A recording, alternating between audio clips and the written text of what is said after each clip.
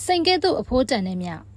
မင်္ဂလာပါကျမတို့ရဲ့ Solar Diamond and Jewelry ကနေကြိုဆိုပါရစေဒီတစ်ပတ်မှာကျမကလူများစိတ်ဝင်စားနေတဲ့မြကြောက်ကြောင်ကိုပြပြပေးသွားမှာပါစိန်ကဲ့သို့အဖိုးတန်တဲ့မြဆိုတာဘာကိုပြောရလဲမြကြောက်ကစိန်ကဲ့သို့တန်မိုးရှိတယ်ဆိုတာချက်လူတွေကစိန်ထက်ပိုပြီးတော့မှတန်မိုးထားတယ်ဆိုလို့ရှိရင်ပုံမှန်ပါလိမ့်မယ်ဗရန်များပြီးလို့ရှိရင်တန်မိုးအရှိဆုံးဆိုလဲမမှားပါဘူးမြကြောက်ရဲ့ရောင်ကအစိမ်းရောင်ရှိပြီးတော့ကြီးလိုက်တဲ့သူတိုင်းအေးမြတဲ့ပြင်အကြည်ဓာတ်ကိုလည်းရစေပါတယ်မြတွေကတက်တန်းရှိတဲ့တဘာဝကြောက်တစ်မျိုးဖြစ်ပြီးတော့တန်မိုးကြီးတဲ့ယေဒနာကြောက်တွေအမျိုးအစားတွေကတစ်ခုပါဝင်ပါမေဘုံပိုင်ရှင်တွေကလည်းမြကြောက်ကိုစောင့်ထားကြပါတယ်စောင့်ထားတဲ့သူတိုင်းကစိတ်နှလုံးအေးချမ်းပြီးတော့ကံကောင်းတဲ့စီးပွားလက်လာပါတွေပွင့်တဲ့အပြင်ကိုမကောင်းတဲ့အန္တရာယ်တွေကနေပြီးတော့မှလည်းကောက်ွယ်ပေးရလို့ဆိုကြပါတယ်ဒီချက်ပို့ပြီးတော့မှအသေးစိတ်သိချင်တယ်ဆိုလို့ရှိရင်ဒီဗီဒီယိုလေးအောက်မှာ comment မှတ်ခဲ့ပေးပါရှင်နောက်ဗီဒီယိုတွေမှာလည်းဒီချက်ပို့ပြီးတော့မှပြည့်စုံတဲ့အကြောင်းအရာတွေကိုတင်ဆက်ပေးသွားမှာမို့လို့ကျမတို့ရဲ့ page လေးကို like and share လုပ်ဖို့မမေ့ပါနဲ့ဦးနော်အဆုံးထိနားထောင်ပေးရတဲ့အတွက်ကျေးဇူးတင်ပါတယ်ရှင်